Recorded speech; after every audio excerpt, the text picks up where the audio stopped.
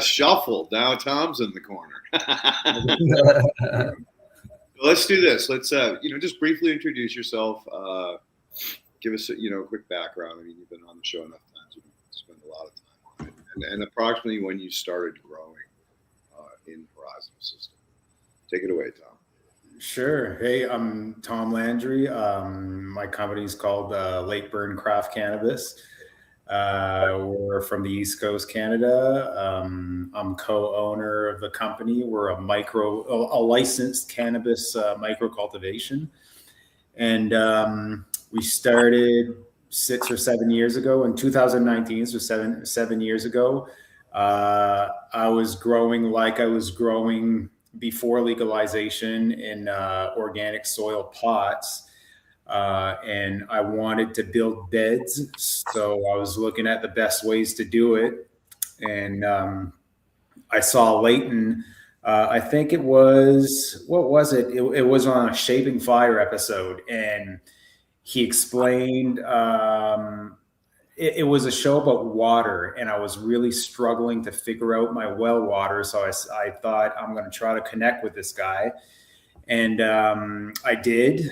And he started talking to me about soil horizons versus just super soil for building a bed. And it made a lot of sense to me. So after doing a lot of my own research, trial and error, I decided to go all in, and now my whole facility is running on Horizonal soil beds. Very cool. It's rocking. Yeah, that the one I did on water was really fascinating. There was just an article recently that came out that said that they truly believe that the water came in comet, that it wasn't something that just naturally occurred on the planet. So it was funny because that was one of the points I made on that show, which was outlandish at the time, but it appears that is the way the water actually got here. But anyway, that's off topic. All right, Josh, let's kick it up with you. Oh, wait a minute. Travis is next in the clock. I'm sorry. No worries.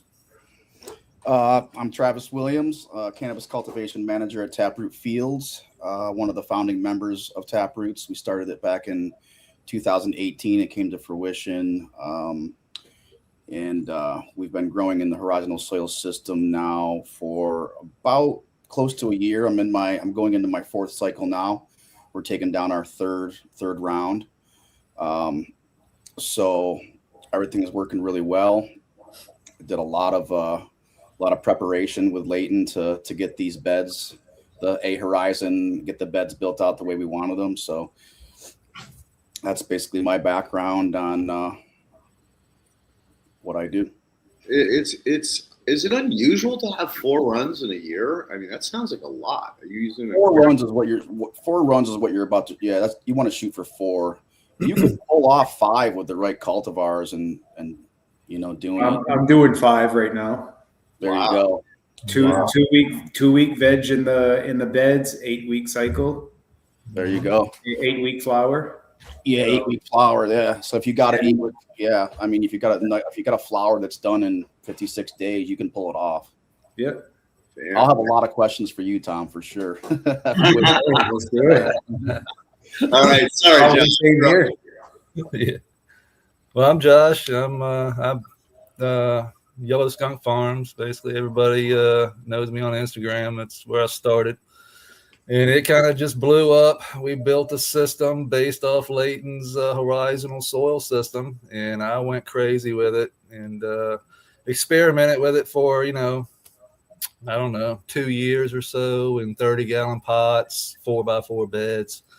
Basically what, Tom and Travis are doing is, same thing I did, except I just kind of did it on a home version, basically, of what I wanted to do. And I kind of I saw the potential of incorporating a fish pond in the creek because of the water and the way the Horizonal system holds water. I saw the potential in creating what I did. So we went for it, and here we are. Nice. All right. So, let's jump around. Let's open it up. Travis, what were your questions to Tom? Oh, well, I mean, I guess the first one would be, I've listened to all your podcasts. That's why when I was starting to really dig into this, I started finding your podcast, and that's why I call you my hero, because I was just listening to you for years, trying to get all the stuff that all the points that you had and all the stuff that you were working through. And one of the big questions, we're starting to get into, pheno hunting now, and I know you got really small space, and I've listened to you, how you do your pheno hunts, and you're doing them under a 4x4 space with a 4x4 light. Yeah. Okay. I got 3 4x4s basically. Okay. And you're doing how was it 72 plants underneath the 4x4? How many plants? 36. 36. So okay. 6x6. Basically. 6x6 pots. Yeah. Yeah. 6. Yeah. Yeah. Exactly. Yeah. Okay. Gotcha. Yeah. No, I just wanted to ask you about the process you do, and because we have a very small space to do it as well, and we're just starting to get into it. We just did 15 seeds, so 5 seeds a piece of 3 strains. So yeah, I'm just wondering, because of the small space that you have and the small space that we have, if you could walk us through how you do that. I don't know. Well, it's pretty simple. It's just 3 trays of 4x4, one next to the other. I got 3 lights. Yep. And so we're really pot tight, just square pots, 6x6, so I can fit 36 on a 4x4. And the pots are a little small, the plants will get root bound. So what I do is I took the idea of bottomless pot. So I have actually 3 pots, one on top of the other, right? So wow. Kind of ridiculous there, but so that's how I make it work. And yeah, for me, it's all about running as many plants as I can to sort of cull the ones that I know aren't working. And the ones that I know aren't working don't have vigor. You can tell by just, a small plant, if it has vigor or not. Does it have the look? Does it have the terps? And ultimately, in the end, does it have the THC testing? Right? Because for the market, for our market anyway, I'd be curious for your market. Our market is still very, very high THC focused. So I realized that I was getting nowhere running 10, 12, 20 plants if it's going to hit 32% THC. You need to be looking at hundreds of plants before you find something that you're actually satisfied with quality-wise and hits the 30-some%, right? Yeah. So yeah, bottom line, that's how we do it. And you've probably heard me say it before. Once I cull all the stuff that I know isn't going to work, then I rerun in the beds. Okay. So you're taking a clone off of, or are you taking multiple clones off of one plant, or just doing one clone, the top clone, and then keeping your keepers? Yeah, I have a veg room with everything backed up for sure. Yeah. So what I do, my trick for that is, again, we're limited on space, right? So all my backups for the pheno hunt, I deprive them of light and I don't water them properly. So I kind of have it down to actually slow down their growth as much as I can, and they're still keeping healthy. So like I said, just minimize the space. They don't get as big. They won't get as deficient if they're not working as hard. So that's how I do it there. Yeah.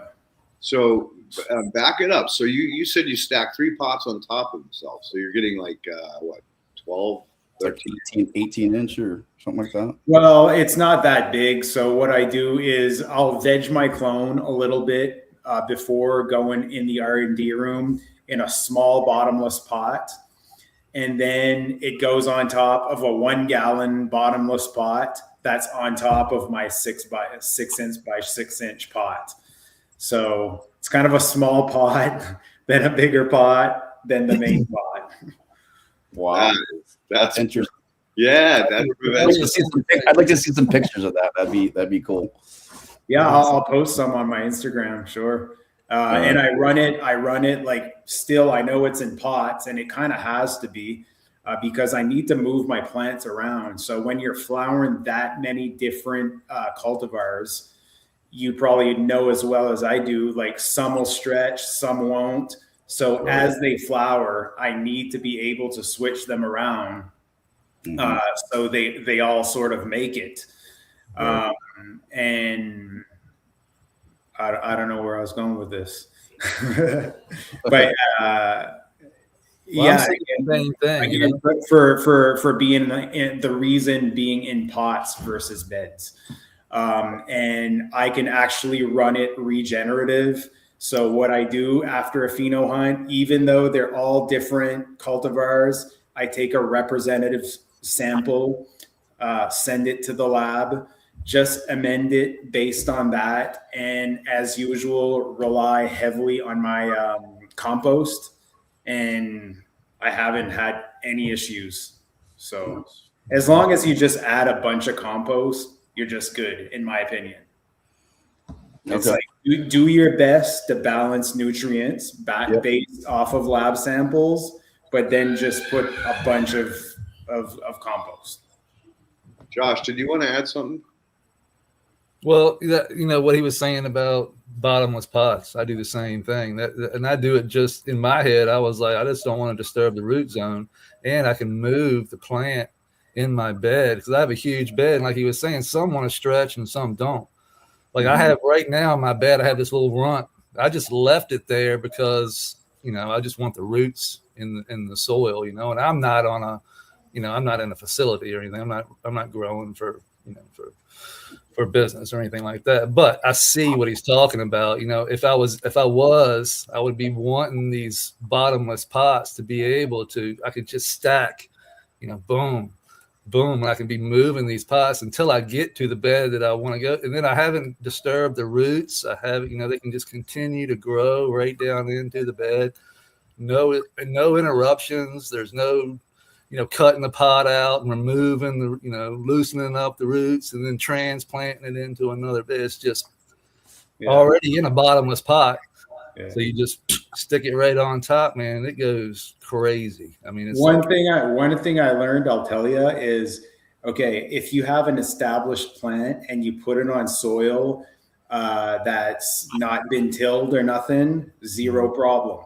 But if you take a clone that's just starting to root and you put it in that undisturbed soil, you're going to have problems. So just the soil around where your clone is going to start rooting, you should actually fluff it up a little bit. Yeah. And maybe that wouldn't be the case in a bed. It's the case in those smaller pots because they do get very root bound. And I'm curious what Leighton would say, but I think that it makes it, even though it's a very low tension soil, so it's peat moss pumice, it gets, the tension gets a lot higher because of all those roots that are in there after a grow.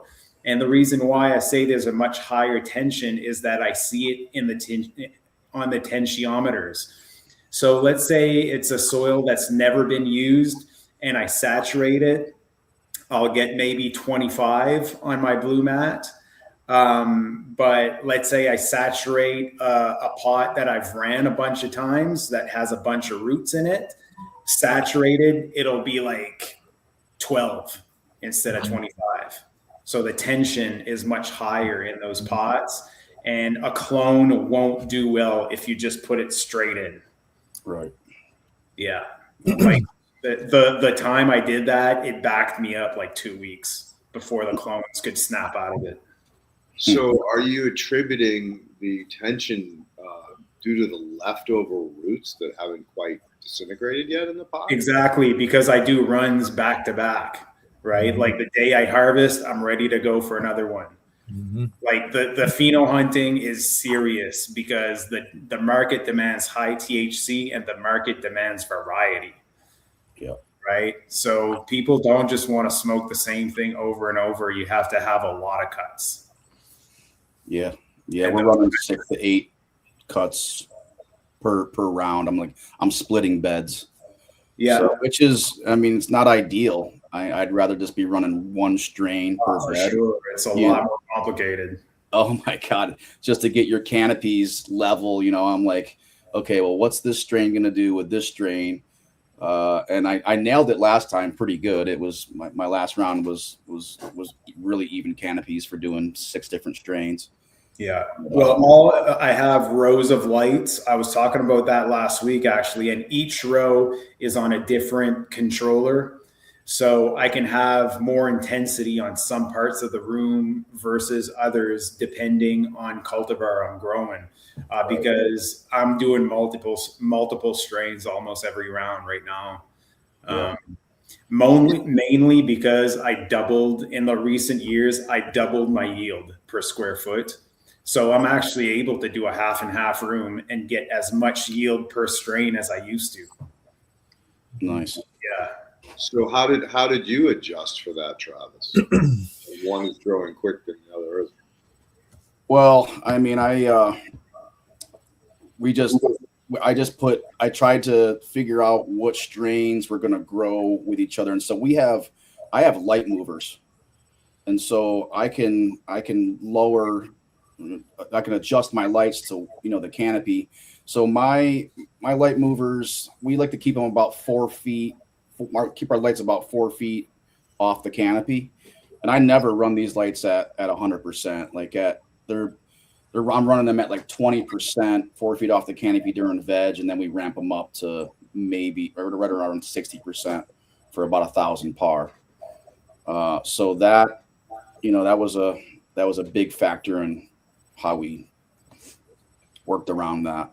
But yeah, no, I've like last round gave me a phobia. I grew the cap junkie, and the cap junkie was next to the trop cherry. And the cap junkie was like growing almost into the lights.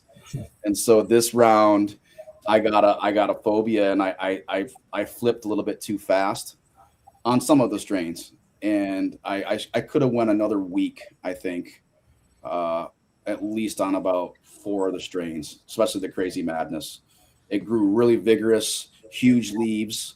And this is a strain I bred, and I thought it was just going to explode, and I could have went at least another week on the veg for that. So what we do, I'll tell you, if I know I'm doing side by side a tall plant versus a bushier plant, the tall one, when I flip, we really knock them down, like kind of low stress training there. Yeah. So hardcore, and then I lay a trellis on top of that. Okay. So when they want to come back up, they're forced down. Yeah. And then the bushier plant, I don't do that. Right. So it's not perfect, but that's the way I try to deal with that. Yeah. You chain her down. No, I really want to start growing some sativas, and my friend's got a really good Cali mist from 20 some years ago, and Aaron Field just grew it for the first time in his greenhouse. But he's got higher his lights. He's running double endeds, so he was able to just keep them stationary. And that, I don't know, that I think that plant got like 9 foot tall, but a really nice. The Cali mist is like the old school. It smells like, I call it dirty hippie. It smells like armpit funk. And it's like 100% sativa. There is no mistaking. I mean, it gets your heart fluttering for sure. I've never tried growing Cali mist, but I know all about it. Serious Seeds bred it. Oh yeah. Yep. Yeah. Serious Seeds. They only did, I mean, they called it Serious Seeds. They only did really 6 varieties. I don't know if I could name them all, but they have Double Dutch. Okay. They do. I've grown a bunch over the years. Actually, AK-47. AK-47, White Russian. White Russian. Yep. Yeah. And there was like a Series 6 or something like that. What was? There's Motivation. Okay. Yeah, that's a cut I grew a lot. Yeah. I met those guys at a Cannabis Cup over here years ago in California, out in San Bernardino, and then ran into them again over in Spain a couple times. Really nice guys. I'll tell you the problem with that right now is that, and I'd like your opinion on that, is everything like what the market expects flour to be right now. There almost needs to be Girl Scout cookies somewhere in the family tree. Right. It's all so if Girl Scout cookies isn't involved, it's just not modern cannabis right now. So I'll tell you, like, I was always tempted to throw in pheno hunts with nothing related to Girl Scout cookies. And we never, ever ran it commercially because it doesn't check those like super exotic boxes.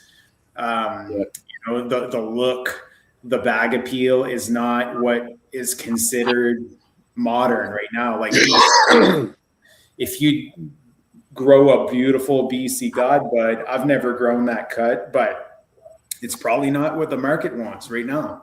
And it probably doesn't hit 30% THC, Right. So I bet you none of the serious seeds genetics hit over 30. Right. It's just not what they're bred for. Right. It's too bad, but that cap junk we grew, that was in the 30s. There's only been a few that's been in the 30s, and it's all breeding work. I think there's a new group of breeders, Arcana Collective, and it's like Josh D, Shane Yoakum, Sonny Chiba, Fuji, Kaya. I don't know if you know Kaya.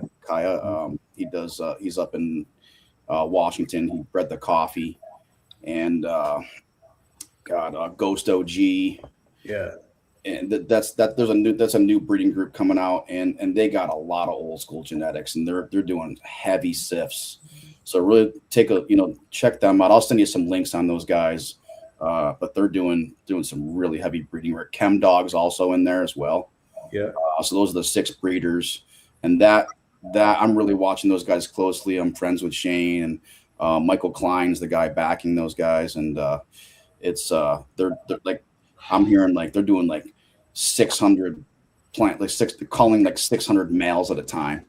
I'm like, how are you guys doing that? Like on a conveyor belt? So you like, if you want cuts from those guys, can you get them? Yeah. Oh yeah. There you go. That's my disadvantage. I'm in Canada. It's a lot harder. A lot harder. Yeah. What about seeds? That's more doable. Okay. Yes. Well, I'll make that happen for you for sure, because I'm going to start testing out some genetics for those guys here pretty soon. Yeah. Okay, cool. Yeah. Let's keep in contact. For sure. Like, believe it or not, it's crazy to say, but when you're talking about a breeder cut or, a famous cut, whatever, I've never grown one. Okay. Yeah. Huh. Pretty much. It's so tough for you to get them. Yeah. I have no access. Right. And if I do, it's from sources that I don't trust.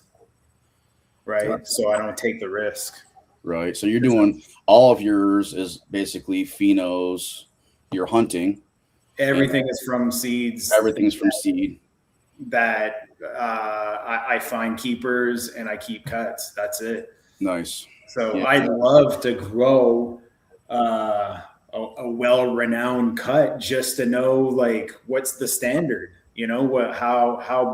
How better, how different is it from my selections? Yeah. Right. Yeah, it's really hard to get your hands on one and trust it around here. Right. I know you were saying you were doing pheno hunts of some top dog genetics, and you said that you found a really nice keeper out of a pack from JJ. I love it, and I'm keeping it. I bred with it too, so I have seeds of it. Nice. But it didn't do well on the market. It's not what people wanted. And there's no cookies in it. There's no cookies. Yeah, right. Oh man, Yeah, that's crazy. It's nasty, gassy, right? But it doesn't have the look. It's a little ugly. Yeah. Okay. I think it's beautiful, Right. but Right. it's not like crazy diamond frost, you know? Right. Right. Right. You know? Yeah. It seems like it's almost got to check. You know, there's like the 5 boxes you can check, but there's almost like more boxes that you need to check. I would grow that top dog cut if it was me. I love the smoke. I love the high. Love the high. Yeah. It's one of my favorite cuts, but right now it's just not what the market's looking for. Market's looking for, runts this and you know how it is. Yeah. Less right now. Anyway. We got one of our favorites, one of my personal favorites. It's a Crazy Runts. It was bred by Exotic Genetics, and it's a lemon tree back cross, and that was crossed to his cookies and cream. Yeah. So it was called Bonkers. And then he reversed this Runts and hit the pollen to that Bonkers, and they called it Crazy Runts. Okay. And this is like, I don't know, I've smoked this plant with, hundreds, if not thousands of people, and it's everybody, you can see people's reaction when they hit it. They look at you like, what's that? And it's like, that's how I think you got something special. Yeah, for sure. You can really you could smoke it with a stranger at a concert and they look at you like, whoa. When they ask you and you get that reaction, they ask you what that is, that was, we knew. Well, I'd say in general, like just growing the way we're growing, you and I, you give your weed to somebody that just tries it randomly, and most of the time you get that that response, like, whoa, what is this? Yeah. Even if it's not that much of a good cut, it's still so much better than for sure. I just glitter bomb for the first time, and that's a blueberry cross. I would have to look at it. It's an OGKB blueberry. I have to look at the lineage of it. I'll look it up here. Yeah. But even OGKB, you're still talking about cookies genetics. You know what I mean? Yeah. Right. Nothing wrong with it. Like, at least the trend is good. Right. Like, it's good weed. So at least that. So are you guys seeing a lot of gelatos up there still? A lot of gelato crosses? Like that's still pretty prominent. I'll tell you what, man. Like a lot of the latest pheno hunts I've been doing has all been from Seed Junkie seeds. Nice. Yeah, Seed Junkies. And the reason being is I think that he breeds with lab testing. Yeah. So I'm seeing a lot of success with high testers. So for now, I've kind of quit all other breeders because of that. Well, that's where our Arcana group is doing the same thing. So I can't wait for you to. I'm definitely going to get you some of their genetics. You'll be okay. Cool. Because the breeder that you're going with, if you're buying seeds, they have to be breeding for high THC, or else it's not happening. Oh, for sure. It's not happening. I'm running hundreds of seeds and not one is hitting high enough. Right. What a waste of time. Yeah. Seed Junkie. We had a LA Kush cake that I got back in 2018, and we still have it around. It's my girlfriend's favorite cut. It's amazing. It hits out at like 29%. Tastes just absolutely amazing. And I don't know, it was a pack that I got for like $150. It was like one of the only packs that was in that collection that was regular. I usually buy regular seeds. Yeah. But I ran that pack too. I didn't have any luck on it, but okay. Was it the mint collection where it said mints? I don't remember, but for some weird reason, like I think mine might have been feminized.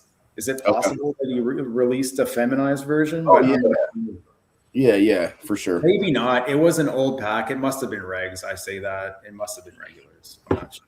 So Will brings up a point. Let's roll Josh into the conversation.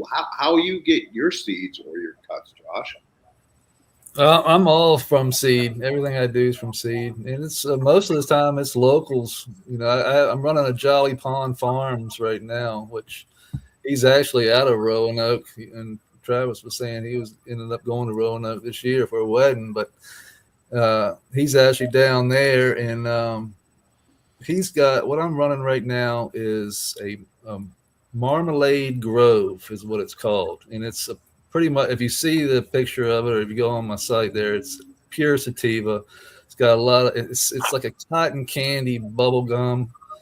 It is, if you watch my YouTube today, I was actually just rubbed it, and every day it's gaining a little bit more potency. Every day I rub this, the leaf there, and I'm just like, yesterday it was like pure cotton candy, just straight like a little bit of gas, and now it's like more like bubble gum, cotton candy, a little cushy, and that's what it is. It's kush. It's a bunch of different stuff that he crossed. It's cotton.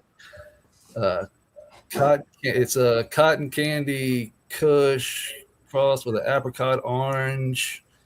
And then it's Sky Cuddle Kush. Sky Cuddler, yeah. It's a couple of different things in there that I can't remember, but it's the skinniest leaves, tall, lanky, just like the sativas that you want to see. But this is a seed run for me, so the buds just aren't going to get as big as probably they normally would. But the flavor, the smell, the flavor, the seeds that are forming inside the buds now are starting to plump up. We're day 44, I think, in flower. So I'm really starting to see them start to fatten up in there, and starting to bust out. Yeah, because you're doing some breeding work now, right? You're kind of doing my first time. Oh, your first time, okay.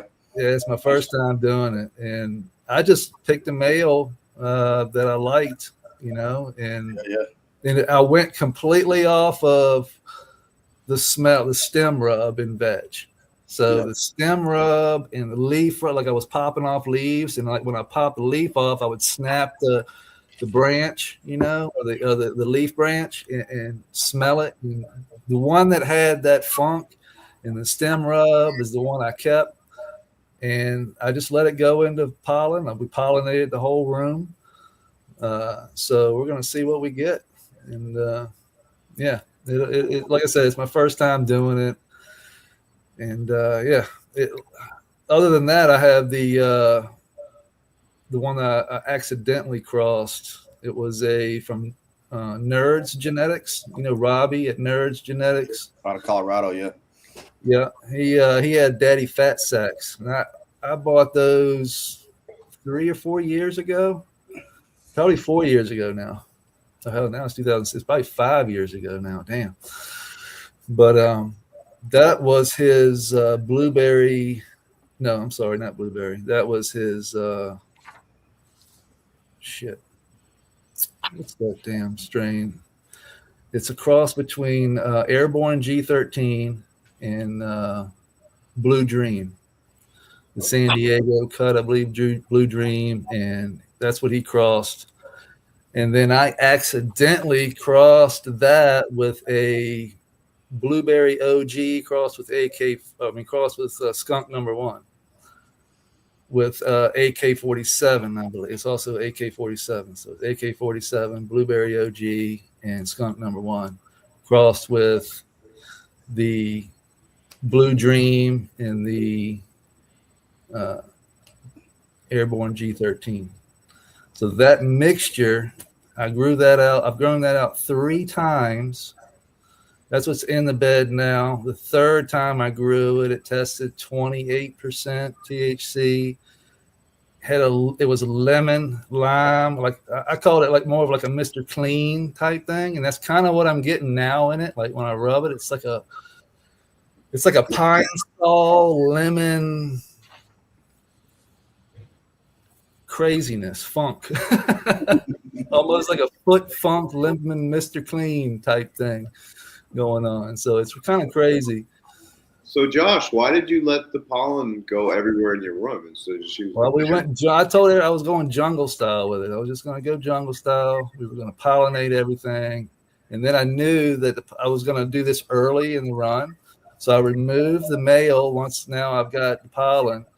It's going to give me like, another month and a half to basically get rid of all the other pollen that's scattered all over the place. Plus I'm in an environment that's super moist. And I know pollen doesn't really like moisture.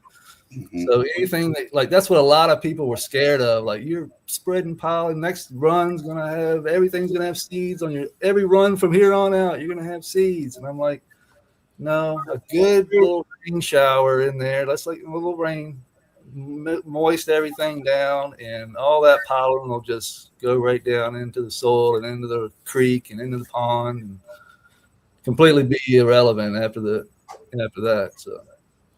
So that's why you did it. You just went. Is that correct? That's yeah. No, you're spot on. If the humidity is high enough, the pollen instantly dies. So that's what I figured. Yeah. So and you've got the waterfall, you got the creek, you got the humidity. So. Yeah, my environment's totally different than like a tent area. You know what I mean? Or a commercial grow. Or a commercial grow, correct. Yeah, it's like I'm watering totally different. Everything about this grow is different, set up in the horizontal system. Like, these guys are different because they're growing in a horizontal soil system in a commercial grow. Like, nobody fucking does that. I mean, not too many people have the balls to do that and run with it. Because it is new. Nobody's, I haven't heard of anybody other than these two guys here doing it commercially, not in a horizontal way. Like, I know a guy out in California, what's his? Green Light Production. Green Life is in Nevada, yes. Yeah, Steve Cantwell. He's got an awesome system out there. Yeah, his system is different, though. He's basically like an organic system. Correct. Like, he's using like compost. He's just doing compost. Boom, boom, layering it. He's on like 30-some, 40-some runs, just boom, adding his compost. Like what Tom is talking about there. And I'm curious as a question from me to Tom is that, and both of you, Travis, because both of you are running the same system. Had y'all run systems previously to this? And what are the differences that you see in the growth? And do you think that the cannabis roots are breaking down into that sand, into that moisture reservoir area? And are you seeing a big difference in flavor and like your terpene production and compared to what you were growing before the horizontal system? Because this is like I said, I've been playing with this for 5 years now, but and I've gotten to this point. And my whole system is watered totally different than y'all's. So I'm flooding the system like constantly. And you guys, I guess, are using irrigation. Is that how you're doing it? I'll ask Tom first. I'm bottom watering. So you're filling up your reservoir like a earth box, so to speak. I guess so. Yeah, my beds are on trays, so I flood the trays. And I let the wicking do the job.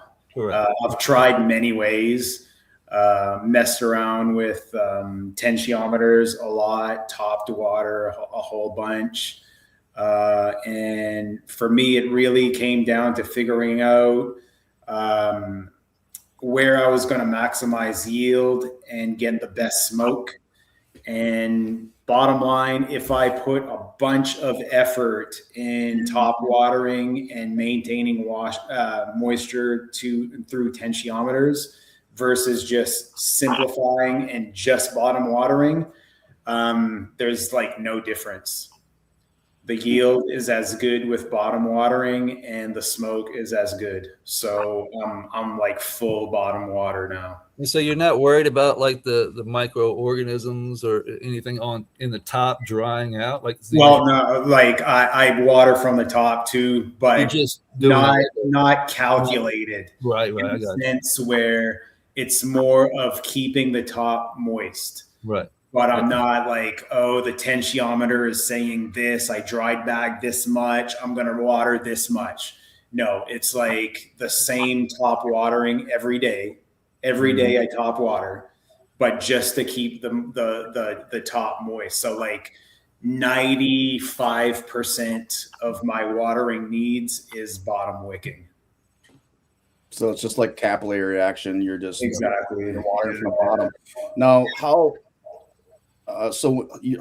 big are your beds? Like, what's your basin on the bottom there? Like, how much more wider is it than your beds?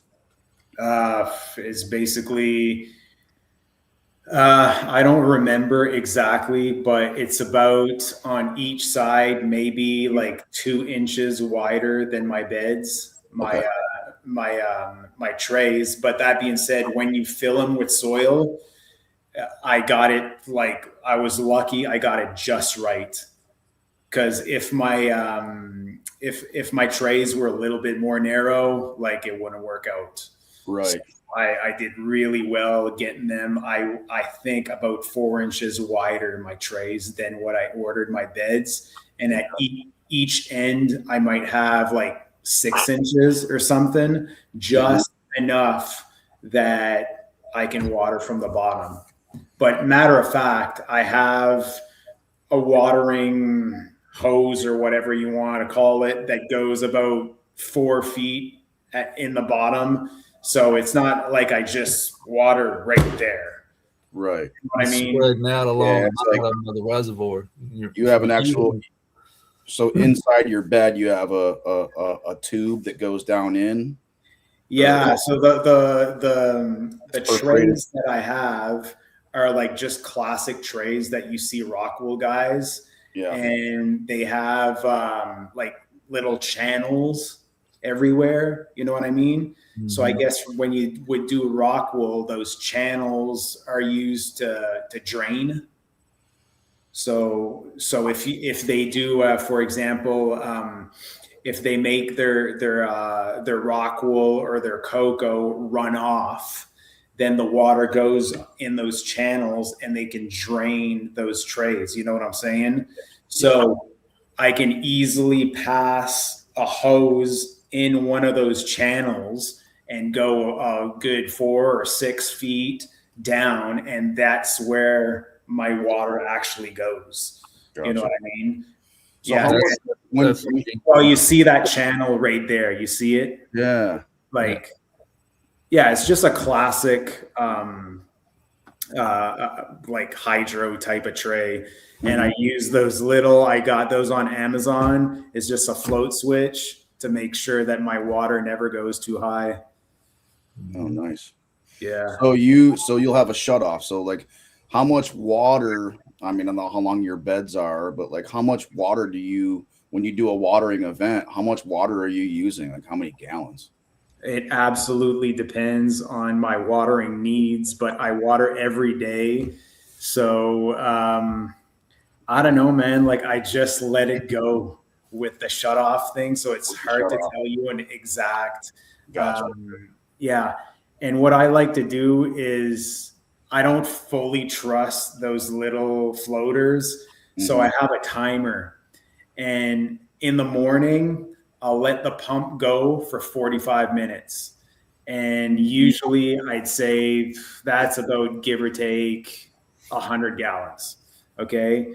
And then I have my timer set that every hour it runs for 15 minutes. Right. So if there's no water in the tray, it fills the tray. If the tray is already full, it doesn't fill it. And what happens is through the day, I feel like I really water just the amount that the bed wants to wick up, but I never see water really just staying there stagnant. Right. You know what I mean? Right. Kind of my idea where I don't let that water just always be there. It's always wicking actively through the day. And then at night, my timer's off. I don't water. Okay. Are you pulling any of that water out of the air, like with the dehumidifiers? Big time. So you have to know about how much water you're watering, because it's very important to calculate how much dehumidification you need, because Leighton or anyone, correct me if I'm wrong, but plants will transpire about 98% of the water that they drink. So you need to be able to pull out from the room about 98% of the water that you're giving to your plants. So if I'm watering 200 gallons a day, I need to be able to dehumidify almost 200 gallons a day. You know what I'm saying? So yes, dehumidification is like the hardest part of my grow, because I'm running Quest dehumidifiers, and they really suck. So you running the 506s? Yeah, don't get Quest 506s. They're pieces of shit now. They were good before. They were good like 10 years ago or something. Not anymore. So would you go constantly be working on those? What's that, sir? Would you go Andon next time, or that's the? Well, you know what? The company that owns Quest just bought Andon. Oh. So, I have like 10 Quest 506s. They all had endless issues. I have about 10 Andons, and I've never had an issue. So yes, Andon is 100% better than Quest, but now they're the same company.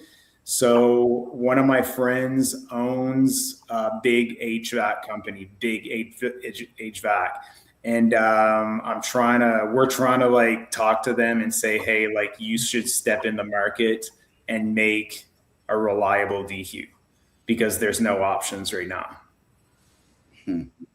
I don't know if that's going to happen, but they're thinking about it, because I'm like at the point where I need to build my own dehus now. What about you, man? Like, what do you use for dehus? We got the 506s. Are you having problems? Yeah, we're having problems, and okay. That's funny. We're having this talk right now. That's why I said Andon would. What's your other option? And I think we could have went with less dehus if we went with Andon and not the Quests. Yeah, if I would have known, man, I would have went all Andon, but I didn't know. So yeah. So as they're failing, I'm swapping to Andons.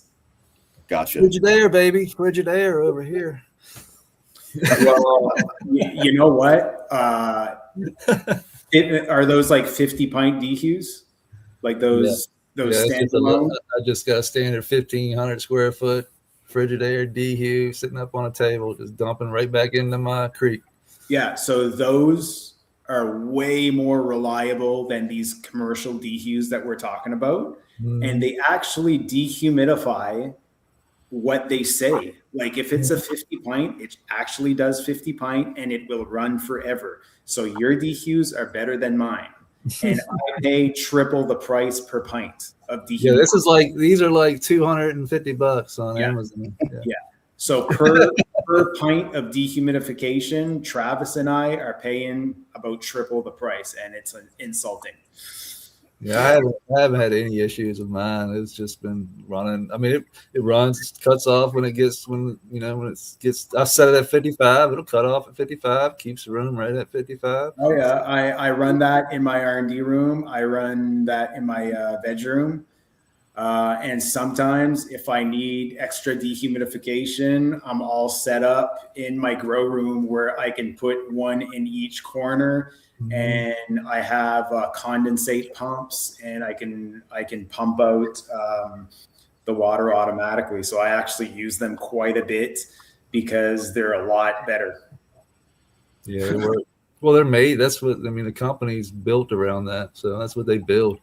Frigidaire. I don't actually have Frigidaires, to be honest with you, but just comparable like hardware store type of. Yeah. They got 150 years of research, so they can't go wrong, really. If they get it wrong, everybody's gonna get it wrong. Yeah, no, it's the way to go for your size of grow. Yeah, so I'd love to go back to the question that Josh asked you guys. It's something that I've theorized for a long time, that when a root penetrates the horizon, and actually gets down into the sand, that as it sloughs off or is no longer needed by the plant itself, that it's more or less retracting most of the organic matter up into the root ball to provide that last little bit of energy to the root ball, even post plant removal. And so nobody that I know of has ever torn one of these systems apart after using it for a while to see if and how much organic matter has built up in the Horizon. But to be honest, Josh, in theory, or my hypothesis is that after studying plant reactions like in summer when they slough their roofs off because there's not enough water, that there's actually a lot of that organic carbon is pulled back up through the root and is used in the root ball in other plant processes. But it's a good question, and it's always been kind of a mystery. But the oldest grow I know, commercial grow, was in Colorado. They've since changed their name. They're hash makers, and I forget what their name is, but they're in over the mountain. I know we've talked about these guys in the past. Is it Eden? Eden, yeah, there you go. Eden Naturals, yeah. Yeah. And so he's been in it for since 18. So that's a minute. That's 8 years now, and he has never had an issue with the E-rosin going anaerobic. But I ran an experiment for this. It's been 3 years ago when I first started this. When I first started playing with the sand, silt, and clay and organic matter from the creek here on my property. And what I did was I did exactly what you told me to do, is that I brought it up in a bucket and I spread it out on my driveway and let the sun basically cook out all that smell, all that bad smell. Because it's basically like it's got a thick organic layer on top. It's just black. And when I stick a shovel down, man, it's just worms and everything right on the edge of this creek leading into the reservoir. I have to go down about 4 inches before I start to see the sand and the silt and the clay. And so I remove the organic matter and just take the sand, the silt, and clay from around the edge of the creek. I bring that up. I spread it out on the driveway. I let the sun cook it for like 2 weeks. I can literally watch the wind blow it away. That's how silty it is. So then I take a broom and I sweep it all back up, put it into a pile. I put it into a bucket and I poured that into a grow tray. All right. And then I watered it, and it still has all the organic matter, but it's just pure sand, silt, clay, organic matter in a tray that I've basically composted with the sun. Every seed I put in there popped. Okay. Every single one. Didn't matter. Popped. And I was like, damn. But the seed would only get like this big. It would get to a point and then it would just die off. And I was like, okay, well, it just needs more. So I bet if I put this seed in a pot, pop this seed in a what I did was put some sand, silt, and clay in a paper towel. All right, wetted the paper towel, put my seeds in the sand, silt, and clay in the paper towel, fold the paper towel up, put the paper towel in a plastic baggie. All the seeds popped, popped inside that sand, silt. And I took the seed out and I placed it in a root riot, all right, the little root riot things. Then I put the root riot in a cow pot, and I cut the bottom of the cow pot off, and I set the cow pot down inside of the tray with the sand, silt, and clay. And I let the plant grow through the root riot down through the cow pot, and it matted the fucking tray. Like literally matted the tray with roots. All the sand, silt, and clay. The plant got huge, big, beautiful. Never had any problems. I was like, that's it right there. That was my light bulb moment about putting this into a system, this sand, silt, clay, organic matter that's already full of life, of microbiology from the creek in the pond, in the reservoir down here. So I didn't have to inoculate it. And I knew that the cannabis roots loved it. As long as they had that buffer of soil to go through, Then I was like, hey, all I gotta do is layer that sand and stuff. Use that as my horizon, as my E horizon. I think it's E horizon on the bottom, or is it A? No, E is the sand layer. E, E stands, yeah, E stands for alluvial. Right, EAO. So I was going to use that as my E layer, and then I knew that sand still was going to continue to break down. So what I did was just place a red clay layer, a 1 inch, about one, maybe a little less than 1 inch of red clay that I have here on my property, because that was what I was seeing when I stuck a shovel down into the ground. I was going organic matter, sandstone, clay, then I was getting into that red clay here on my property.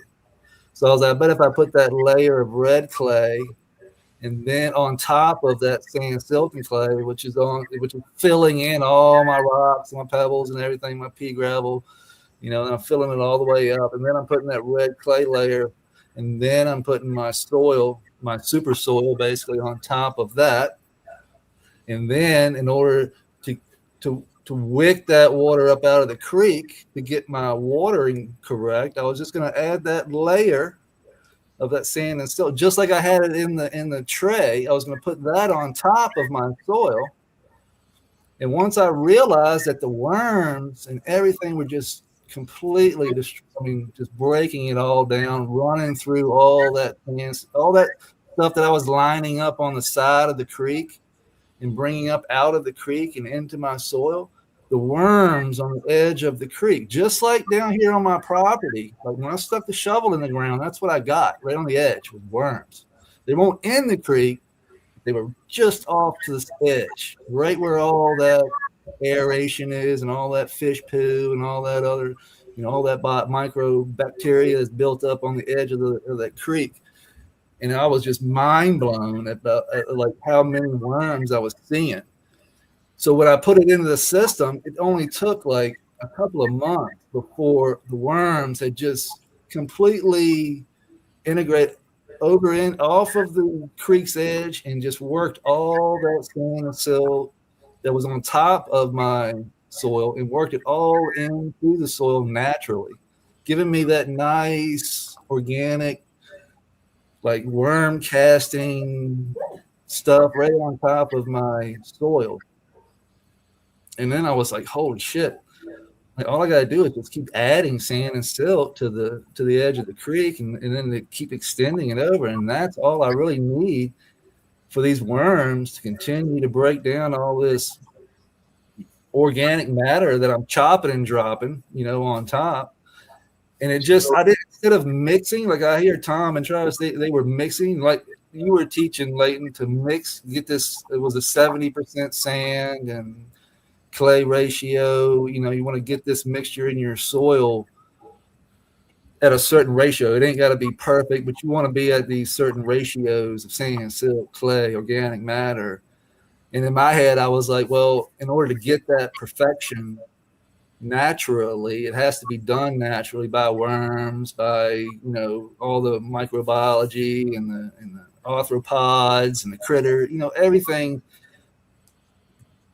does it for me. It mixed it into the soil layer where it needed to be, naturally into that top layer. And I mean, it's unbelievable the results that I'm getting and not have to do anything. That brings up a real good question. Tom and Travis, have you released any worms into your beds, or are you even allowed? No, I have, yeah. Are you seeing it really mix and like them turn that sand? Yeah, for sure. I mean, I wanted to ask Tom, you don't really use cover crop, do you? I don't know. I've tried, and for me, the benefits of it, like dealing with it on a smaller scale, is just not really worth it. Like, I don't think I'd be really getting better results. I think for now, it's just simpler. And I'm just sticking with that. Yeah, no, I started off with dichondra, and I noticed dichondra just keeps going. I had a root mat.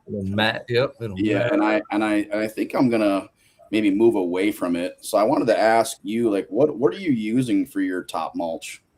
Exactly what you just saw there, straw. That's it. Straw. It's super easy because it doesn't break down for some reason. So what I do after every grow, we just have an SOP of after harvest what we do, but we pull it all off. Then we spread the compost. If I need to amend, I amend right there. Then we just put it back. Okay. So when you brought that in, I mean, you don't test it or anything. There's no. It's from a certified organic farm. So okay. It doesn't. Well, I'm not worried about that so much. But like, we tested our straw one time, and it was loaded with aspergillus, and so I was like, I moved away from it, and I went to start doing live mulch. And I don't know. I wanted to ask you guys, and this would be a question for Leighton as well, is when you guys are, when you're making, let's just say I want to start using cannabis waste. I know, Tom, you've said that Leighton's taught you some recipes for making compost using your cannabis waste. I'd love to start doing that. And I was thinking about drying my stalks, because I have a bunch, drying those stalks, chopping those, and using that as my mulch layer. Yeah, you could. I'd be scared of stuff. Well, since it's dry, maybe it's fine. Right. I'd just be scared of decomposing insects. For example, rove beetles, their population going out of whack, maybe, and causing problems with insects going up your plants and sticking in your buds. That's happened to me with chopping and dropping. That's why I stopped and I went to composting. So would that happen? I don't know. Dry stalks too, I don't really think would properly cover your soil. I don't think. Right. Maybe it would. Just imagine like those big, stiff stalks everywhere. I don't know. Maybe. Well, I'd run it through a chipper. I'd mulch it down. Okay. Yeah. Okay. There's a company out in California. I'm blanking right now. I think it's Worm Kings, or I have to look them up real quick. But Soil Kings. Not the Soil King. That's Patrick. It's look it up real quick. But anyways, they're taking their cannabis waste and they're running it through the mulcher, and they're using that as their mulch. So I don't know. I'm trying to figure out some alternatives. I'm a little nervous about bringing in straw, just because I don't want to bring any problems into my grow. 100%. Yeah, I know what you're saying. Yeah, I have a source that has never failed me in the last 5 years or so. So it's all good. What was your problem when you tested yours? Aspergillus. It's a fungi. Oh God, it's a microbial that we get tested for here. And so if we fail for aspergillus, you have to run you have to IRAD your stuff. So run it through, radiate it. And is it something that would spread to your flower? It could. I mean, a big reason, like I don't really want to chop and drop either, because it's like it forms from like rotting material. So if you have rot, aspergillus. So if you have, we correlated some problems we had with botrytis to aspergillus, and it's just something we get tested for here. If we fail those counts, you're screwed. And well, let's say you tested any soil. Would aspergillus be absent, or is it not just like a natural thing? No, guys, aspergillus is basically a fungi that really is prolific at sporulation. So in a moist environment, it's going to just throw spores everywhere. It's present in all organic. You can't get away from it. It's everywhere. So that's kind of what I'm saying. Like, if he tested his straw was positive for it, is it possible that no matter what, your soil has it too? Yeah. It's the wrong environment that allows it to proliferate. And There that's, you go. So that's correct what, me if I'm wrong. Maybe Travis's straw was a non-issue. well, It what, And I would have loved to have known. This was early on before I even got into the Horizonal system. Right. We were putting straw, and we were kind of doing like the lasagna tech where we put straw down and then put some, it would just keep, the straw was actually breaking down because we were loading it with, we had cover crops going through it, and we were chopping and dropping. Okay. Because one thing I learned is, like, if you would test your soil, you would test positive for a ton of stuff that would fail your flower.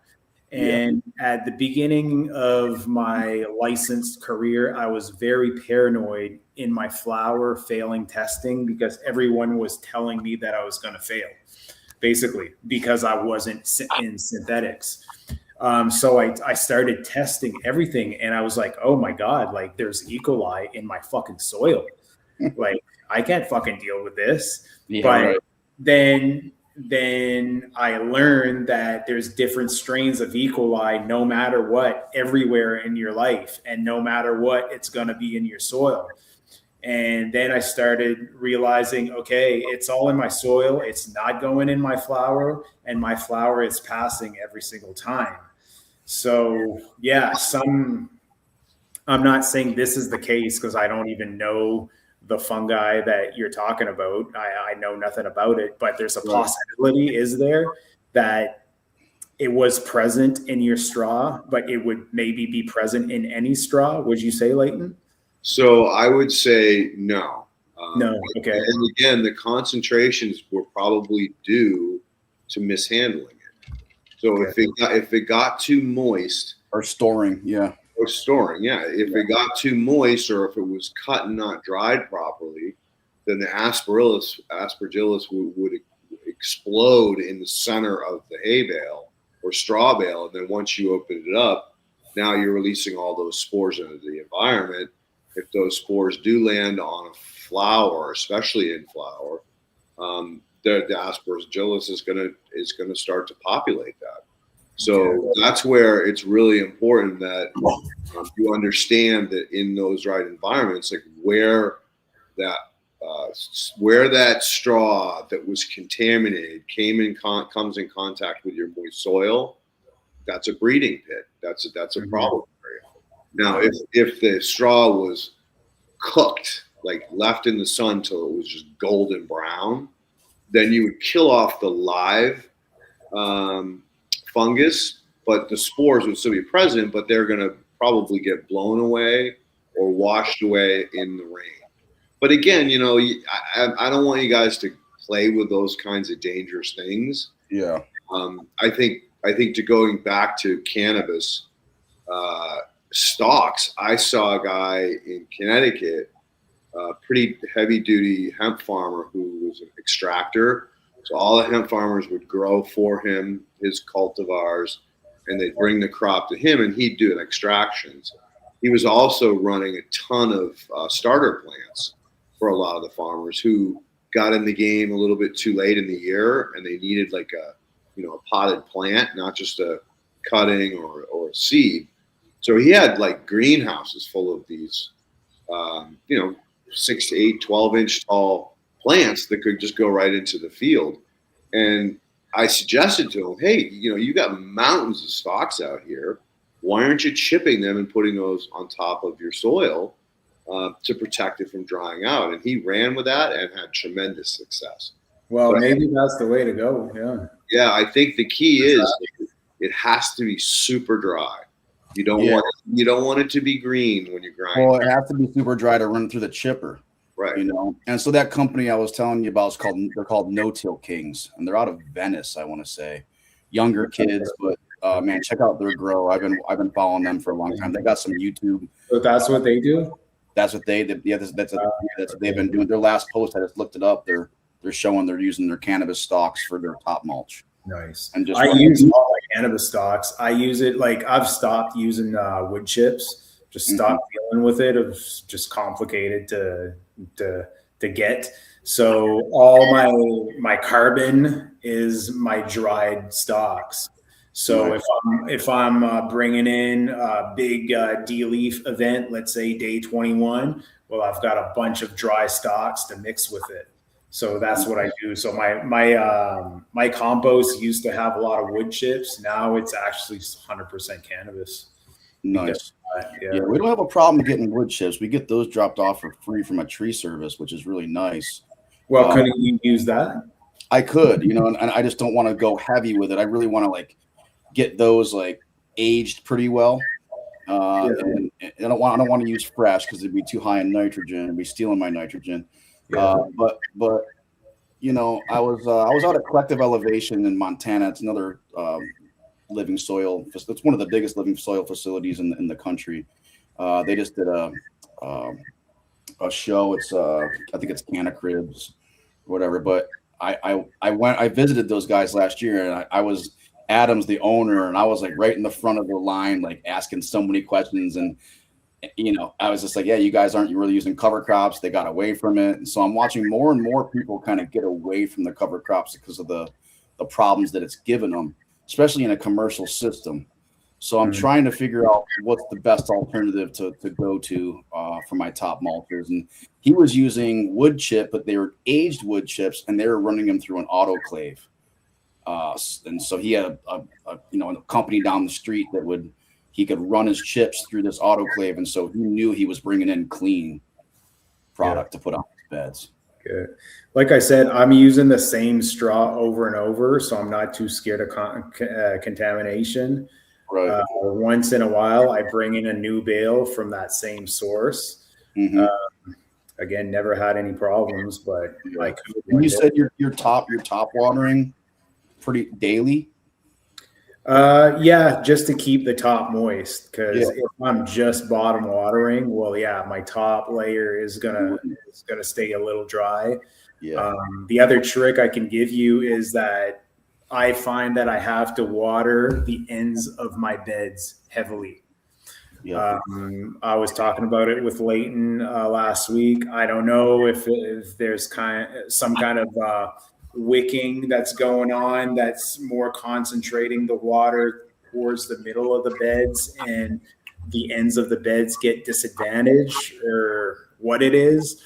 But I find if I want my canopy to stay even in the first 3 weeks of flower, especially, I water heavily those ends. So it depends on your water pressure. Obviously, I'll do it with a hose. It's quick because it's just the ends. I'll do 30 seconds per 4x4. So like just a give or take, I don't know, maybe that's like 2 gallons of water per day from the top, on top of bottom watering. So is your bed separate? Or are they just one full bed? It's just one full bed. But you have 4x4 troughs. Yeah. So when I say 4x4, yeah, you know how you have your whole bed set up with those PVC pipes there. So that's what's sort of holding your beds together. You see a couple popped off there. That's what I mean by a 4x4. Yeah. But the whole bed is a one piece. Mine are 45 feet. Gotcha. Yeah, ours are 64 and a little bit wider. I could possibly water from the bottom. Another guy that's doing this system is Aaron Field. He's right. Aaron Fields. He's right in right my neck of the woods, and he's he's kind of like a mentor to me, and doing the living soil. And I wouldn't say kinda. He is my mentor for going this direction. And it'd be nice to get him on this show one time because he's doing the bottom feed as well. And he used cedar he didn't go grassroots. He went cedar, and he put a pipe. Oh God, I want to say it's about 6 inches, maybe 4 inches. And the way he waters from the bottom, but they put perforated holes in this pipe, and that pipe goes all the way down his bed.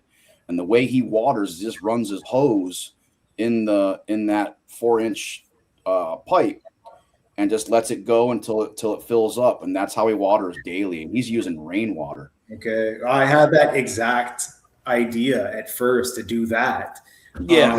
But then I tried just flooding my trays, and I couldn't believe how well the water was spreading. So I was like, okay, well, that's it. Like, I'm not doing anything more complicated. I think I'm going to run some tests on this because I have the way my beds are set up.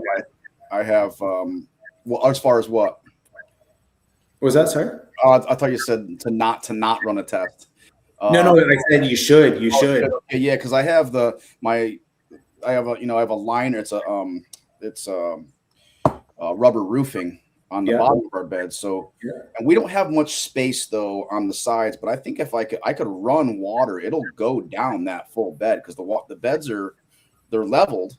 But the way I've been watering is with those C-frame down sprayers, and that's the way I've been top watering. Well, that looks beautiful. The reason why I didn't go with that is because I don't have enough pumps. If you want to water them, if you want that mist to work properly, I talked to the supplier, and I would have had to get eight more pumps or something, and they're like $1,500 a piece. So I was like, ugh. Right. No, we like the system for sure. It worked really well for us. It's beautiful. Yeah. Like your way, you don't have to, like, I have to go by hand and top water that glaze that I always talk about. So you can glaze if you want with those sprayers, right? It's gonna just sort of glaze the whole top. Yeah. But if you can, you should totally try flooding the bottom.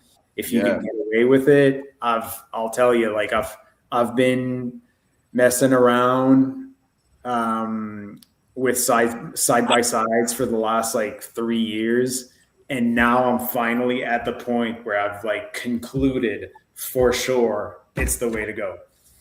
Yeah, well, I'm done. Right. No, dealing with watering, it's super simple. Right. Yeah, and that's, to me, that's the whole reason why we have this Horizon, because we don't have to be scared of having a whole bunch of water at the bottom. You would have to be scared if you didn't have an Horizon. Right. And how about we go back to Josh's question that he had about, I think you mentioned maybe if the roots are going through all the horizons, and you were wondering if we're seeing better quality, better terpenes, better bud, etc. with Horizonal versus not. And I can share my observations, and I'd like to hear your observations too. Because number one, I think that it's very cultivar dependent, what you're going to see. Is it going through all the horizons? Yes, it absolutely is, especially with my bottom watering technique. I see the roots shoot out the horizons out of the beds. So yeah, for sure. Am I seeing sort of better terpene results out of horizontal systems versus pots versus just super soil? I've tried it all so far.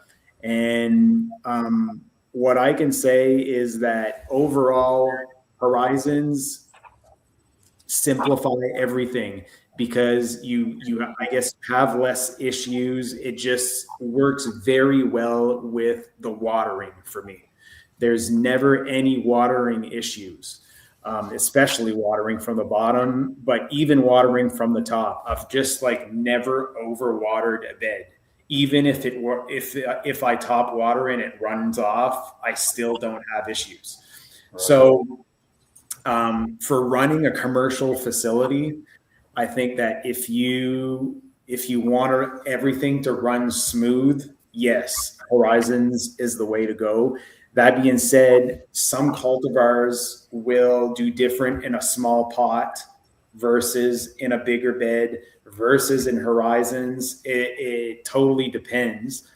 In general, as far as having product go to the market, pretty much every strain will do very well in Horizons. So if it's doing very well in a pot, it will do good enough in Horizons. But sometimes And Travis and Josh, I'd like to hear from you guys what you've seen. Is sometimes when a plant is confined to a pot, it will express itself actually better than in a big bed. I don't know if it's the stress or what it is, but it just looks more exotic. I would think in some strains. Some strains look the exact same.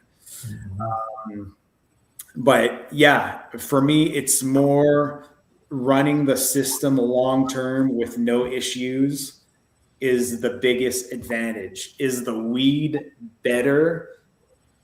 It's not worse, but is it really better? I can't really say. Well, yeah, I mean, that, only a test would say that. You know what I mean? Like if you got 32, if you're hitting 32%, you're good. Just to finish, I'm comparing organic weed with organic weed.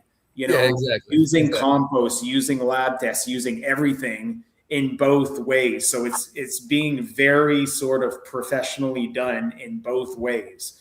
So are the Horizons giving me a necessarily better product than a potting soil that I lab tested, used my compost, everything, and was very attentive to everything? Like that, I can't tell you for sure. How about you guys? Have you noticed straight up? I was going to say the same thing. I was going to say that, you know, what I've seen, because I started off in a 5-gallon, then I went to 10, 15, 20, 30 to the 4x4. I have had a 60-gallon as well that I did one, but I've done all of those in horizontal soil systems, just playing with different sands, different sills, because I live here on a property that gives me that opportunity to play. So I wanted to see really what I should do. And I was playing with clays. I have some yellow clay here. I have some red. So I was doing all different types of things, but I was growing in all these pots, you know, so I was seeing everything. And I was like, what I'm seeing is like what you said, it's kind of cultivar dependent. And I was seeing like just craziness in the 30, from the 30 to the 60 versus like a 4x4. Like you're right. I think the 30, for some reason or another, the buds got bigger. It was like. What do you mean by the 30? 30 what? Sorry. The 30-gallon bag. Like I was using grassroots living soil. Like a smaller bed. A 30-gallon bag. Yeah, it's just like what's a 4x4? How many gallons in that? That's 150. That's 150 gallons. Okay, so a smaller bed. Yeah. Okay. Yeah, a smaller 30-gallon. Then I had a 60-gallon. You know, they're just beds. You know, gallon size difference. But the 30-gallon, and that's what, you know, a lot of people were saying with living soils. You know, you don't want to go kind of below a 30-gallon grassroots living soil bag. You know, that space is what you need to allow everything to do its thing, you know, to allow the microorganisms to get your water moisture right. Everything's just easier when you get bigger. But as I noticed that in the horizontal system, when I got to a certain point, especially like the 4x4, the 4x4 for me was the hardest in the horizontal because I just couldn't get the moisture right. I couldn't maintain it in the soil wanted to constrict on me. So the sides, like you were saying, like the sides of the bed, or where you're having to, like, the most issue is because and for me it was like I was getting too much air penetration. It was like air was going down and drying out everything too faster than what it was in the middle.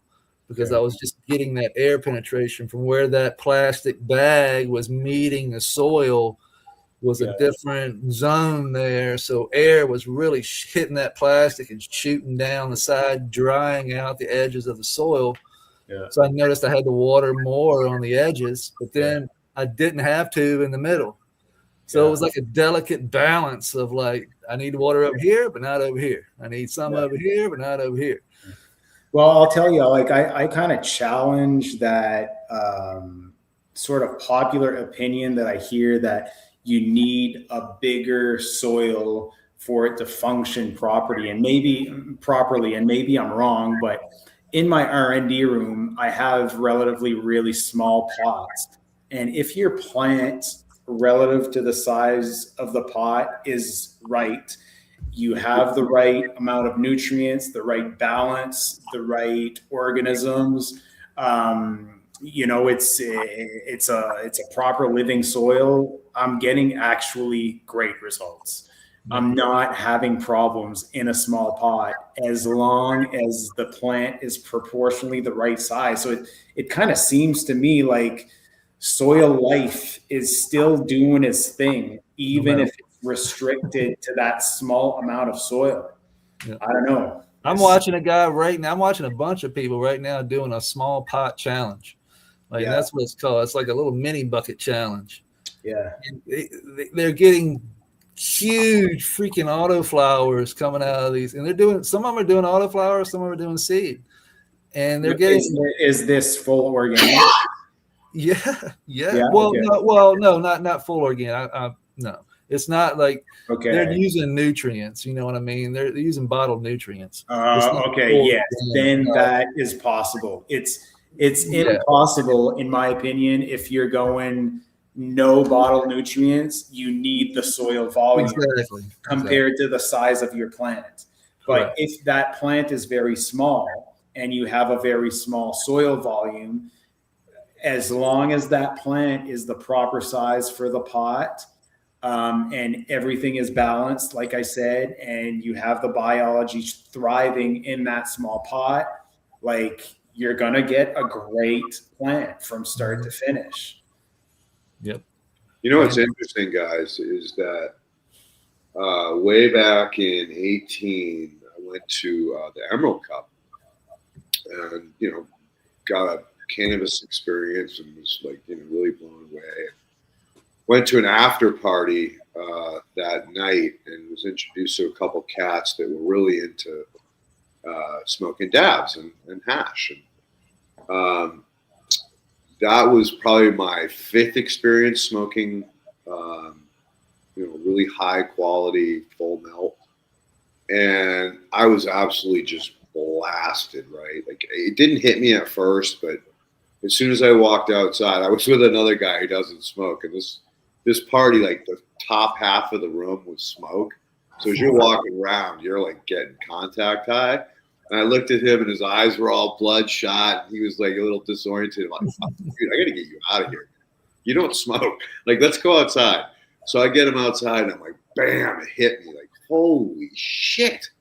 So the next day I asked these guys, I go, what the hell did you do to that poor plant to make it grow this level of quality? Like, I was on an acid trip for like the whole night. And they're like, we stress the fuck out of it. I'm like, well, what do you mean by that? He goes, well, we grow these little plants in these tiny little pots, we pound them with nutrients, and we just root bound the hell out of them. And when they just stop flowering because they're just so stressed out, we then take that little bit of flower and make a concentrate out of it. And so I think that what you're experiencing in your R&D room, Tom, is you've said the expressions can be radically different in the same cultivar grown in a larger volume versus a smaller volume. Yeah. Which kind of backs up what Josh was saying. Like in a 60-gallon pot, he was getting bigger buds as a result compared to the 4x4. Yeah. So this all makes sense that when you take this plant and you stress it responsibly or maybe irresponsibly, I don't know. I mean, who's to say, how do plants have equal rights? Like, should we not torture them? Well, I wouldn't say that I stress my plants that much in those pots because, again, they're the proper size plants for that size of pot, and they finish like unstressed, like they don't have deficiencies. Everything's proper about it. Yeah, I want to use the word stress carefully. Yeah. Maybe I should be saying root bound, right? Maybe I should say that it basically grew out of the ability to grow much further. Like you said, I think it probably has to do with the fact that it's hitting that pot and it's confined to a pot where doesn't have the ability to just go anywhere. It will express a different phenotype. One thing that I like to try and keep it as scientific as I can.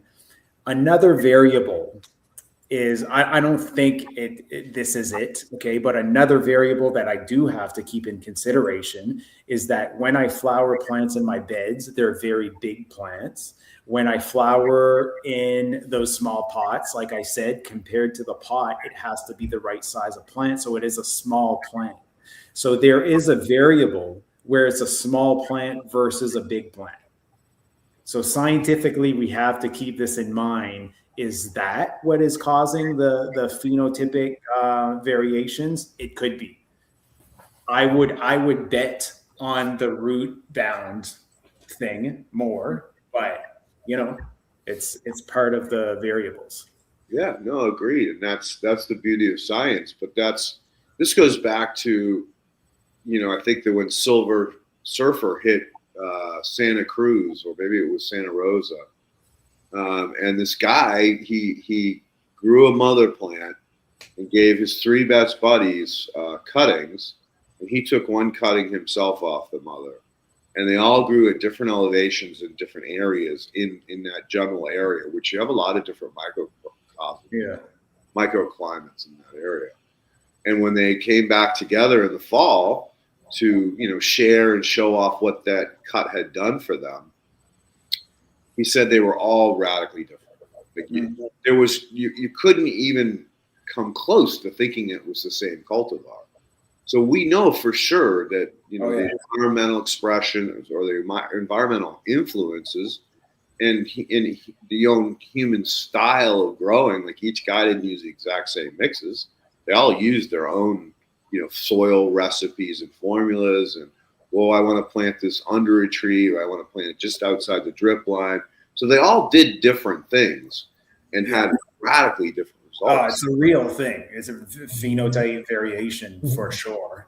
Some cultivars will show major variations depending on how you grow them. Some not so much at all.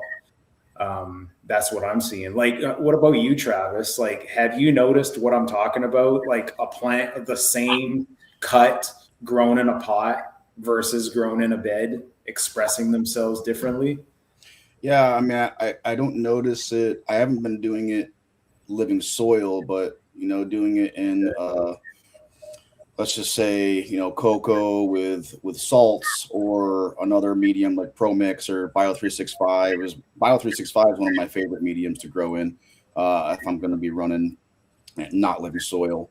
But I definitely notice differences, especially with this glitter bomb I'm growing right now. Like, I just took that down and got glitter bomb from a friend of mine, and it's nice, but it, like, the expression of the smells like that I'm getting from this plant that's drying right now, even when you do the pinch test after 4 or 5 days, it's unbelievable. I can't wait to do the taste test. Good. And so. But you haven't tested really like the same cut in a small pot living soil and then ran it in a bed and really did straight up side by side. Yeah. No, I haven't done that yet. No, I mean, I have a good opportunity to do that, I guess, with with the pheno hunting, starting. We're going to be starting that, and then what you were telling me with that system, I got to see pictures of this, because that would be a good way to kind of do it, I guess, to do a test. Yeah. I'll post pictures this week for sure. Yeah. That was a great idea, Tom, because it gives the plant more room to. Yeah. Right. Yeah. It's a great idea. Well, you come up with stuff like that when you're restricted with space, right? You find ways to make it work. Yeah, which we are restricted with space. I mean, I know. What is your total square footage do you guys get? Our rooms, like our flower rooms, are everything all together. Do they give you a certain cap for the whole thing, or? For my type of license, right. We're capped at 4,000 square feet of plant canopy. Total. So your facility can be as big as you want, but the space that you have your plants, Yeah. it has to be a canopy of 4,000 square feet. So in my world, that's a big fucking grow. We have no, is it? It's more than 4,000 now. It's anyway. Mine is about 2,000 square feet of actual plant canopy.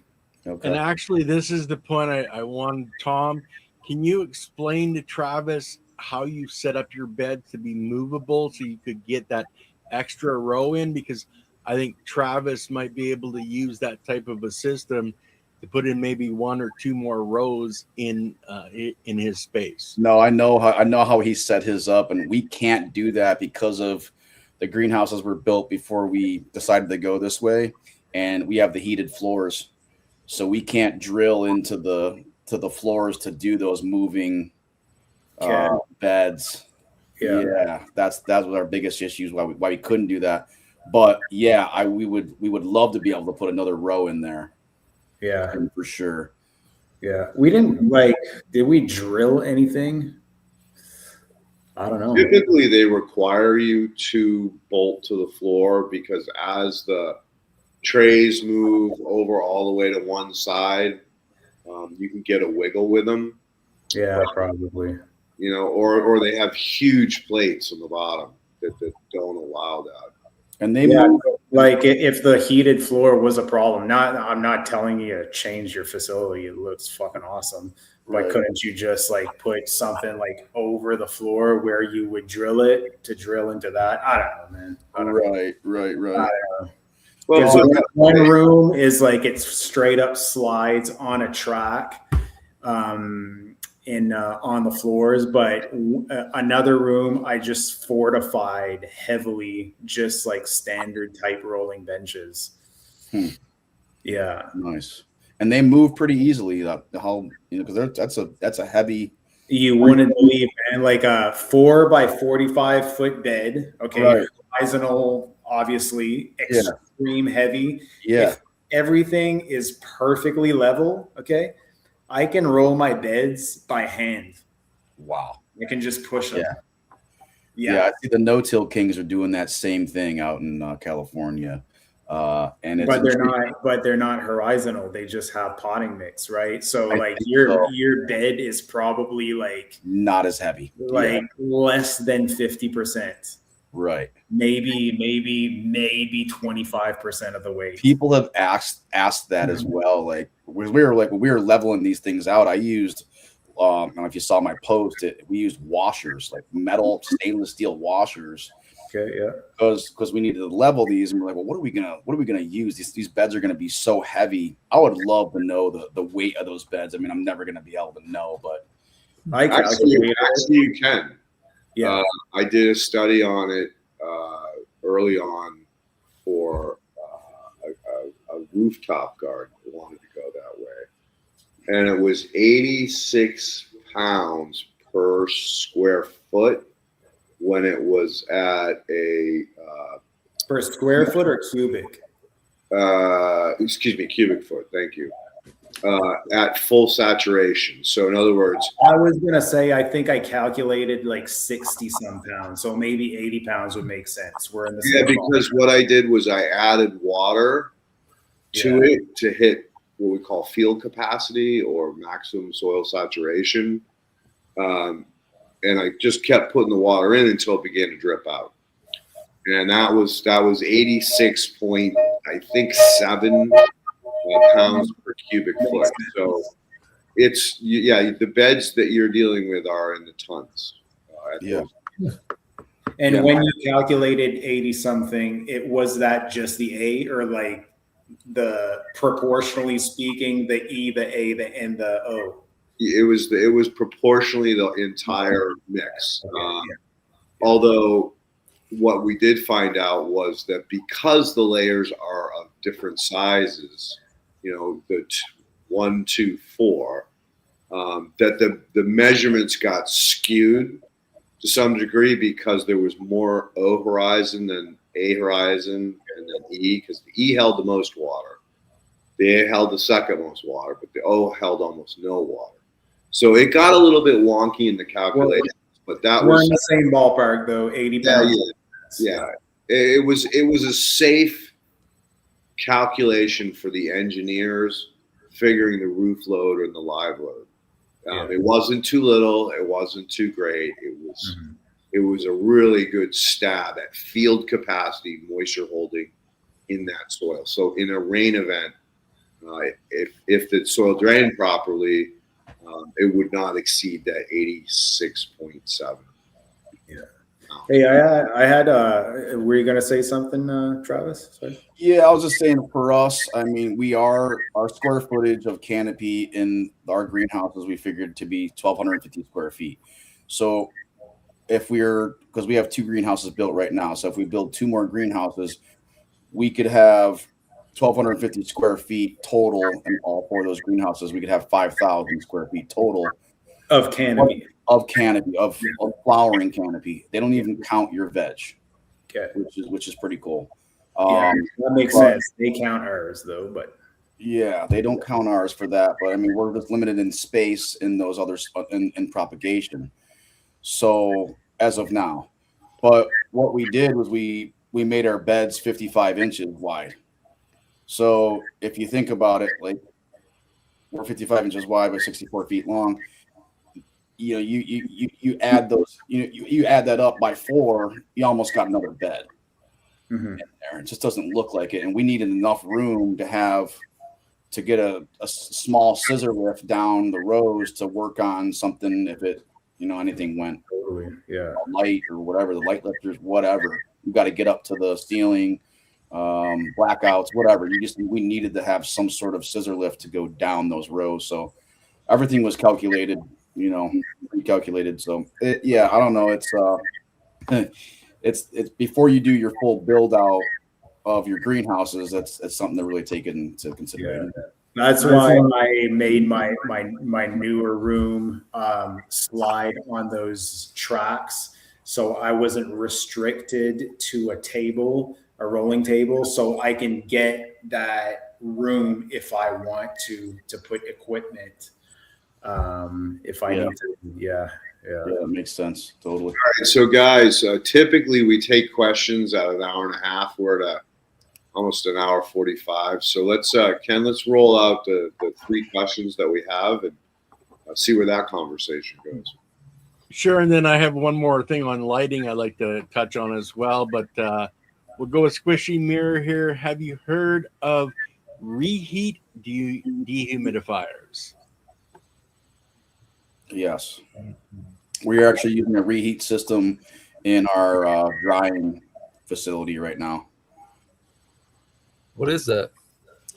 I really can't explain it. My partner Josh would be able to explain it a lot better. But it's basically using dehumidifying. You're not really running a dehumidifier. You're using a heater, and I really couldn't explain it. I'm gonna F it up.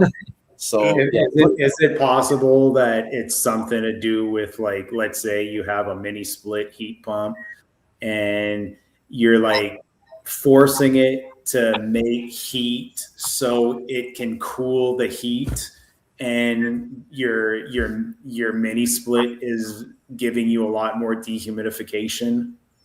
Some sort of hack like that. Is that what he means? Yeah, it's no idea.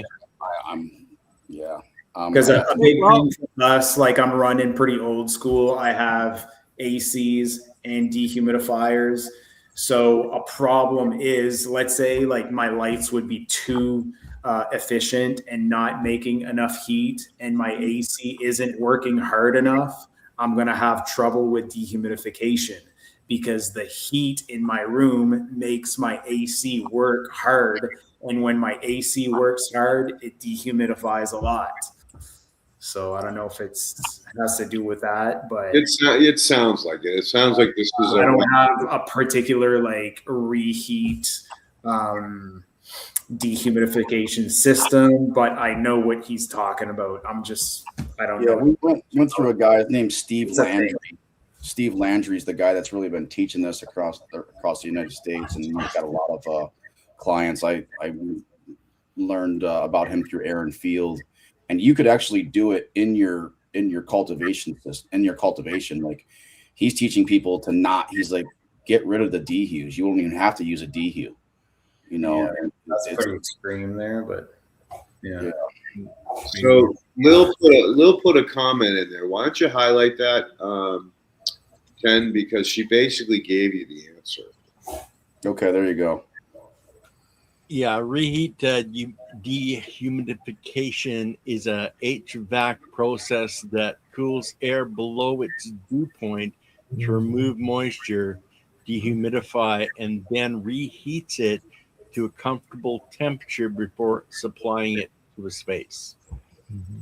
Something like that. Pretty cool. Yeah, I mean that's. Cool. Okay, well, let's go to the next question here, and it's directed at you, Tom. Can you give a little more detail on how you bottom water? I try, but not sure when it stops or restart watering, since my husband's sip functions differently than an earth box water when water gone.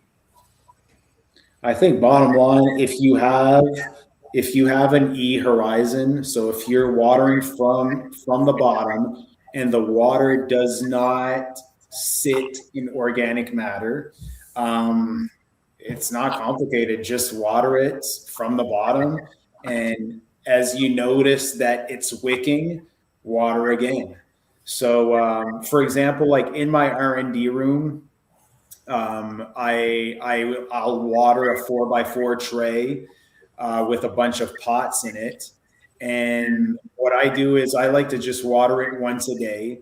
And if I water it in the morning and then it takes a few hours to wick it, then I'm good for the whole day. Let's say I flood it, but 15 minutes later, it's all sucked up. Well, I'll do it again. So you kind of get a feel for like how much is it gonna wick in a day, and that's kind of how you're gonna flood that tray for the pots or the beds, whatever, to wick. But bottom line, like if you have a good E horizon, I would say you almost could have just water down there at all time. It's pretty simple.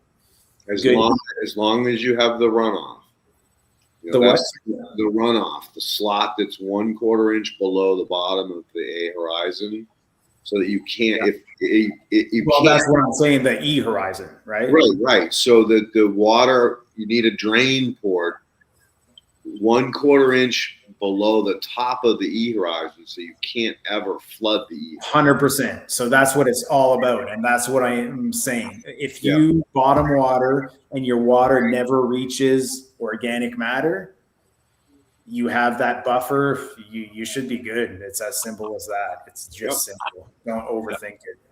Don't overthink it. Yeah. As long as you're using an E horizon. If you don't have an E horizon, that's not going to work. No. Your plants are going to hate it. You can pull it off, but it's dangerous. Yeah.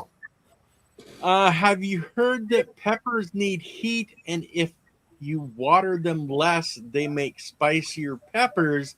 Do you think the increase in stress would make weed produce more or less of the desired chemicals?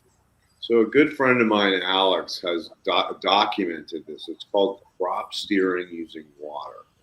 And he stressed side by side, he stressed one pepper by doing heavy rain events and then hard drybacks, and then buffer zones where he was, kind of in the middle. And he increased not only the yields by 50%, but the heat by at least 50%. So there are ways to do that in cannabis. There's a lot of information out there about people who have focused on stressing the plant to get higher yields, like that example with the hash I smoked. Those guys tortured the shit out of that plant, and when you torture it, it's going to produce its defenses. Those defenses are what we like, called terpenes and cannabinoids and cannabinols. So, yeah, there's a lot of information on stressing. There's a lot of different ways to do it. A lot work and some don't. I mean, some fail in chemistry because they end up with a newt lock because they were stressing and things got so far out of balance that everything shut down. So, funny enough, like as far as chemicals, like if I'm lab testing, I'm seeing a lot of pheno variation from the same cut. If I'm growing in different ways, so for like a small pot versus a big bed. But as far as lab testing, it's testing really similar. So the look of the plant could be like very different, but the chemical properties could be like very similar. Have you seen, Travis or Josh, like is your weed like testing higher in, let's say, a small pot where you're crop steering versus a big bed where you can't really crop steer? I haven't. I mean, the testing costs so much money to do that we haven't even we haven't done that. Like if my cut is testing a certain percentage of cannabinoids in my small pot in my R&D, it will usually test the same in the bed. Gotcha. Mm-hmm. That's kind of where I went with in my head. I was like, you know what? That's for years I kept hearing, stress. You need to, stress is what produces terpenes. And I was like, I'm gonna give it the ultimate stress and just build what I've built. And basically, this is like me testing this theory of mine right now. Is like I'm in a system that is like beautiful and it's set up to do what it's doing, but yet it's the ultimate stress test for a cannabis plant. It's like surrounded by it's like everything that you were told. I was told that you couldn't grow cannabis in, like I'm in. Right. Like fire right now, and everything's coming out like just so terpy and so rich and flavorful. I'm just like, this was not like this in the 4x4. This is my fourth run in this bed, and like each time, like Leighton kept telling me, it's going to get better and better, better, because the system is getting older and it's building structure in the soil to allow this stuff to take hold and to allow it. And as long as I don't mess with it and start pulling plants and ripping roots out and tearing up everything, these structures will stay intact and allow these nutrients to do what they do. But the other aspect is when you go on, like, where was I going? The plant itself is being stressed outside of the soil. You know what I'm saying? The environment basically is so different and it's changing all the time. Like I'm not dialed in like you guys' rooms are. You know what I mean? I'm like free flow, open door, open the window. You know what I mean? It's like I got plastic on the walls, but there's like I open the door all the time. Like, yeah. I'm not like so to speak, trying to keep pests or anything out. Like I'm pests in. Like, hey, come on in, guys. I got lizards. I got the whole 9 yards in here. So my stress environment is totally different all the time compared to what you guys are doing.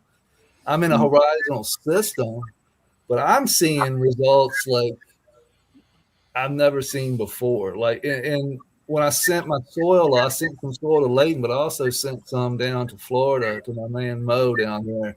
I grow soil, and we've been tonight at 9. This will be the third week that I've actually gone on to his show and actually looked at the soil. And he was like, dude, I've had your soil in a vial for 8 days now, and it still hasn't gone anaerobic.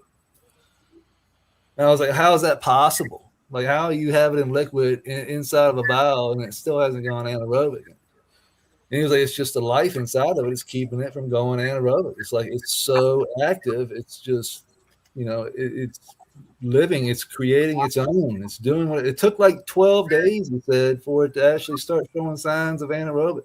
And Leighton, like what you told me when you looked at that soil last time and you said, hey, you got this in the center, and you were like, you've got some things going anaerobic here. Where you told me where I pulled that soil from is the only plant in the bed where I'm having problems right now. So that in my head, I was like, how the hell can Leighton Morrison in California, who's never seen my bed, never seen anything, just looked at a freaking pinch of my soil and could tell me that I was getting ready to have problems with my plant? It's called experience, my friends. But it also tells me that there's something going on. That there's more to this than just nutrient. You know, there's living beings in this soil that are. It's a living organism that literally is.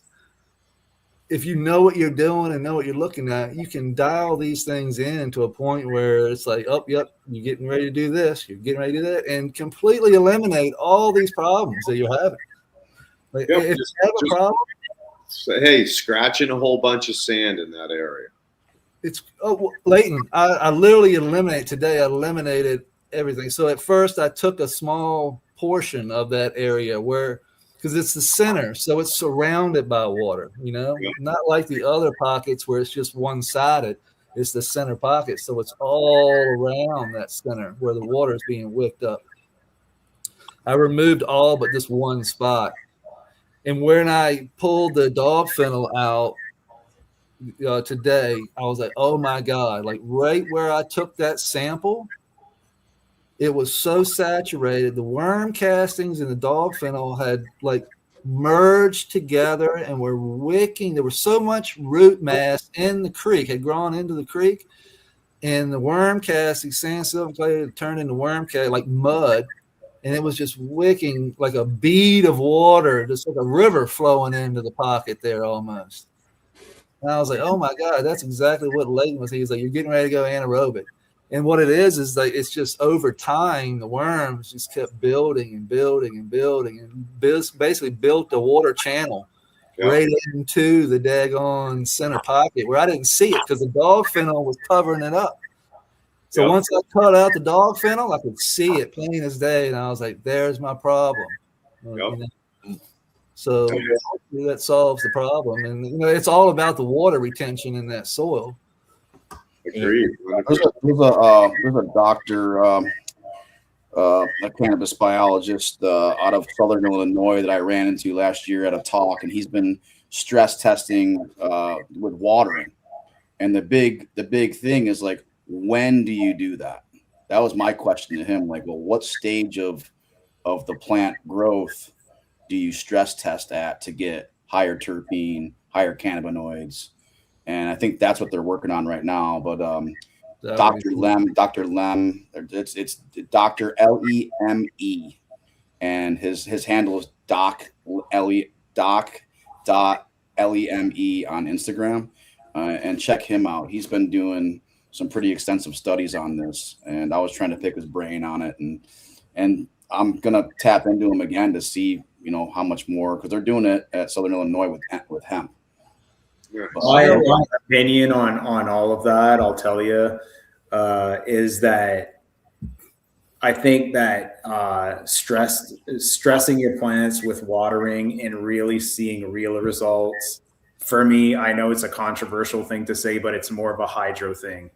It's more of a cocoa, like having 4 dry backs a day, having those generative versus vegetative versus there's different crop steering methods in hydro that those guys are controlling the plant, and you see major results. The way we're growing, I've tried a lot of different shit and haven't seen much variation.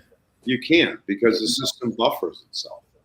Right. Yeah. So the ability to truth, like after like years of trying to like get a cut to test higher, it won't. Maybe the only way you guys can do it is through genetically. That's how it tests. That's what it is. That's my finding in the way that we're growing. Doesn't apply in hydro though. Hydro, they can do stuff. Yep, agreed 100%. And guys, listen, I wanted to just we're at the hour now.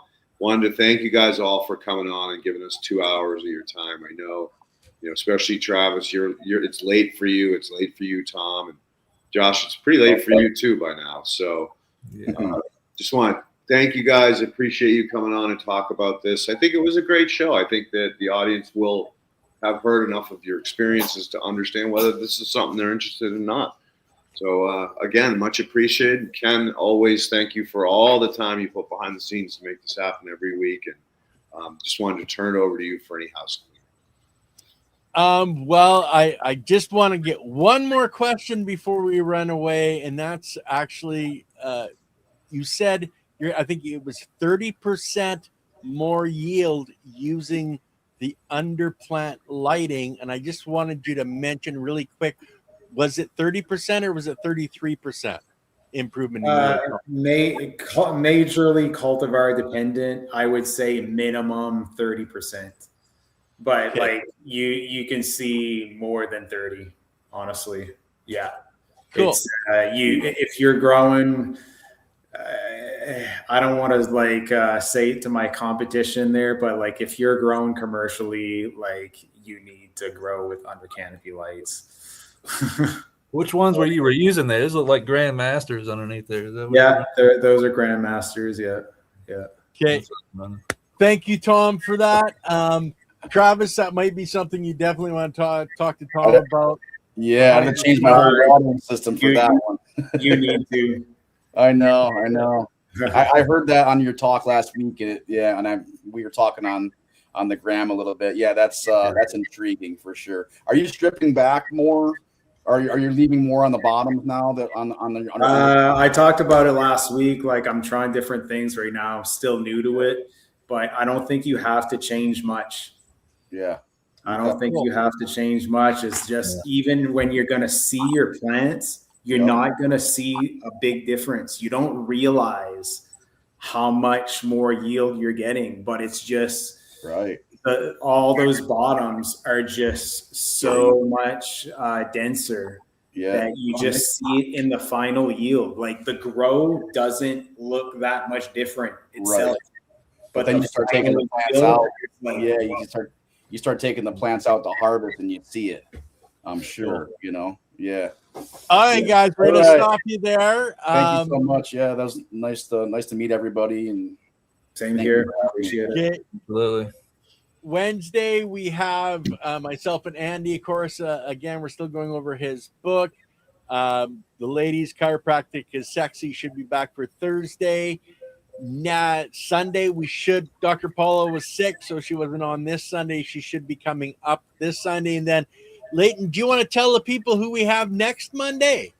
Oh, it's a dear old friend of mine, Kevin Jodry. So we're going to talk about his adventures in the Far East, his playground that he's working on, some different land races, as well as how cannabis community is doing in the late stages of suffering the catastrophic loss of so many farmers up there. So should be a really good show, and as always, he's a dear friend. And I look forward to catching up with him. So there you guys know now. So everybody say peace out, and I'm gonna end the broadcast. Peace. So